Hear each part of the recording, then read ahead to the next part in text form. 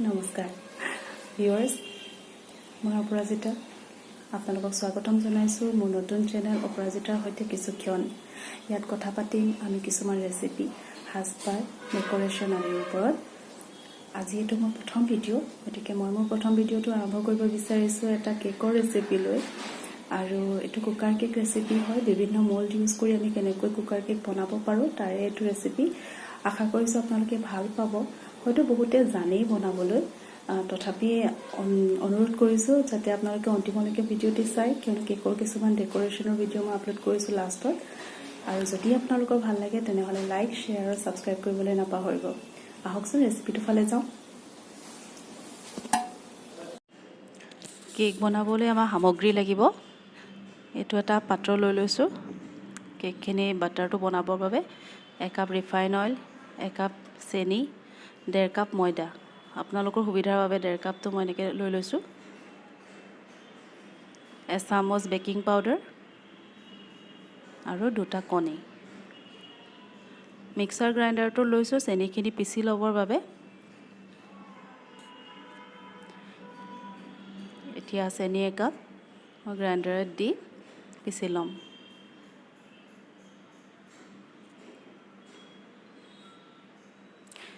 আৰু লগতে মই কণী দুটাও ইয়াত ভাঙি ল'লোঁ। আৰু ৰিফাইন অইল আছিল, ৰিফাইন অইল মই মিক্স কৰি ল'লোঁ।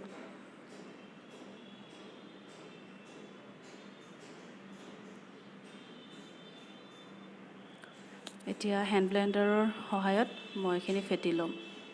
আপোনালোকে নৰ্মেল চামুচো ইউজ কৰিব পাৰে, ইয়াৰ বাবে কোনো বাধ্যবাধকতা নাই। আপুনি এইখিনি ফেটি ল'লেই হ'ব। আৰু ইতিমধ্যে মোৰ চুগাৰখিনিও গ্ৰাইণ্ড হৈ গ'ল। চুগাৰখিনিৰ লগত ময়দা মই 1.5 কাপো দি দিলোঁ, দি সম্পূৰ্ণ গ্ৰাইণ্ড কৰি ল'লোঁ। ইয়াতে 1 চামুচ বেকিং পাউডাৰ দি দিলোঁ।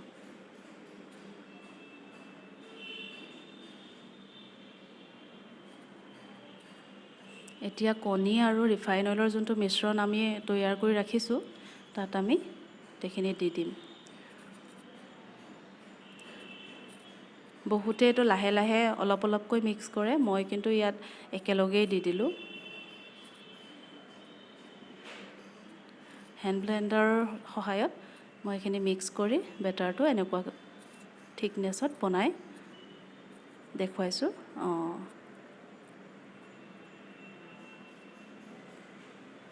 আমাৰ কেকৰ বেটাৰটো ৰেডি হৈ গ'ল। ইয়াক আমি এতিয়া মল্ডত দিলেই হ'ব। আপুনি যিকোনো মল্ড আপোনালোকে ব্যৱহাৰ কৰিব পাৰে। মই ইয়াত 3 টাইপছৰ দেখাইছোঁ। এটা ইডলি ষ্টেণ্ড, এটা টিফিনৰ সৰু বাতি এটা লৈছোঁ, বেছি ডাঙৰ নহয়, সৰু। আপোনাৰ দেখিছে, বেছি নহয়, সৰু। এয়া হৈছে আমাৰ নৰ্মেলি পোৱা কফি কাপ। এই 3টা মল্ডিং ইউজ কৰি মই আপোনালোকক বনাবলৈ শিকাম। ৰিফাইন অইল লৈছোঁ মই গ্ৰেজিঙৰ কাৰণে। গ্ৰীজ কৰি দিলে আমাৰ কেকটো তাতে লাগি নধৰে, উলিয়াবৰ বাবে সহজ হয়।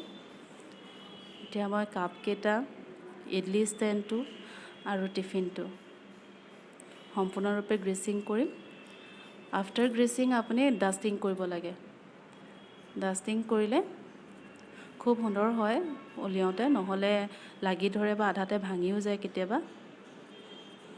অকণমান ময়দা ওপৰত ছটিয়াই লৰাই এক্সেছিংখিনি পেলাই দিলেই হ'ল।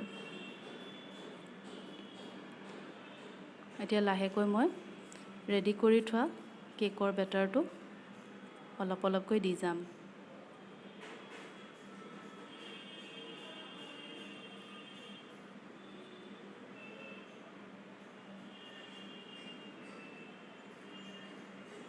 মই আপোনালোকক দেখাবৰ কাৰণে গোটেইকেইটা মল্ডিং লৈছোঁ। আৰু ইডলি ষ্টেণ্ডৰ মই এই 3টাই দিম।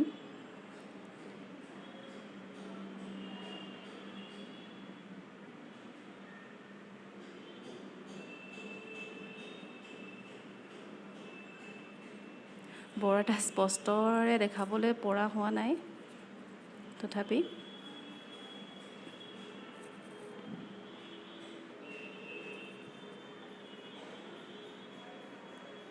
সাৱধানে লাহে লাহে কৰিব লাগে আৰু এনেকৈ টেপ কৰি দিব লাগে, কিয়নো যদি ভিতৰত এয়াৰ সোমাই থাকে টেপিঙৰ জৰিয়তে সেইখিনি আপোনাৰ ফিল আপ হৈ যাব। মই কুকাৰত কেক বনাম। কুকাৰটো গেছৰ ওপৰত বহাই দিলোঁ। বৰ্তমান এইটো নেলাগে, মই ফটককৈ দি পালোঁ, কিন্তু এইকেইটা মল্ডিঙৰ কাৰণে লাগিব। ইডলি ষ্টেণ্ডৰ কাৰণে ইমান প্ৰয়োজনীয় নহয় এইটো। এতিয়া মই ইডলি ষ্টেণ্ডটো পাতোঁতে ষ্টেণ্ডডাল আঁতৰাই দিলোঁ।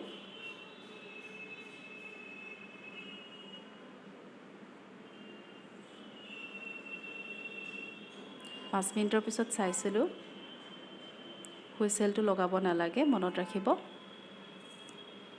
এতিয়া গেছটো হাই ফ্লেমত 5 মিনিট ৰখাৰ পিছত ডিম কৰি দিব আৰু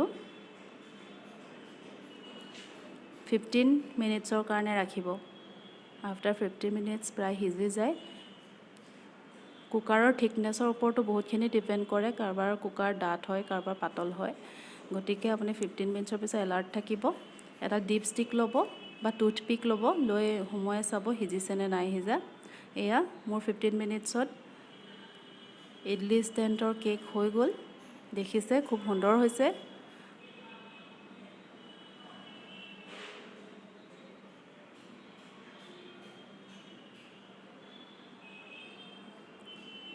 মোৰ ঘৰত এনেকুৱা এডাল খৰিকা আছে, মই তাৰ থ্ৰু দিয়ে চাইছোঁ। আৰু বাকীকেইটা মল্ডত মই ৰেডি কৰি ৰাখিছিলোঁ কেকৰ বেটাৰখিনি দি। ইয়াকো আমি এতিয়া কুকাৰতে কেনেকৈ বনাব পাৰিম দেখাইছোঁ। এতিয়া ষ্টেণ্ডডাল লাগিব আৰু যিহেতু মই কাপ কেকো ব্যৱহাৰ কৰিছোঁ, গতিকে এডাল বঢ়োৱাৰ আগতে এখন মই প্লেটৰ দৰে ৰাইচ কুকাৰৰ ঢাকনি হয় এখন, মোৰ সৰু ৰাইচ কুকাৰ এটা আছে তাৰ ঢাকনি। আপোনালোকে বেলেগ এলুমিনিয়ামৰ প্লেটটো ল'ব পাৰিব। তাতে মই টিফিনত ৰখা বাটাৰখিনি আৰু কাপ কেকত কাৰণে ৰাখাখিনিও ৰাখি দিছোঁ।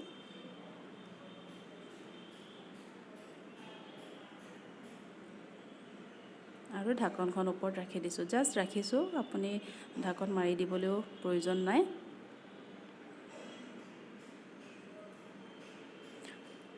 হাই ফ্লেমত ৰাখিছোঁ। আফটাৰ 5 মিনিটছ মই ল' কৰি দিছোঁ। তাৰপিছত দেখিলে ধুনীয়াকৈ হৈ গ'ল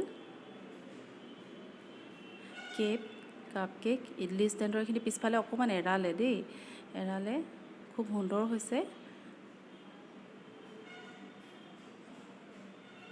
আপোনাক দেখাওঁ, বহুত ছফ্ট হৈছে এইখিনি।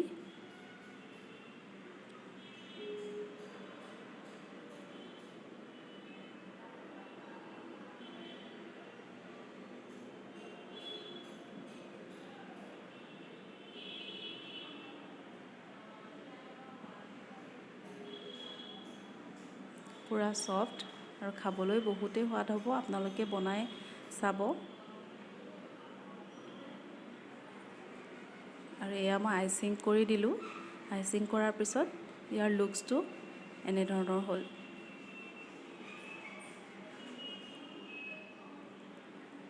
এয়া ইডলি ষ্টেণ্ডত বনোৱাকেইটা ডেক'ৰেশ্যন কৰিছোঁ।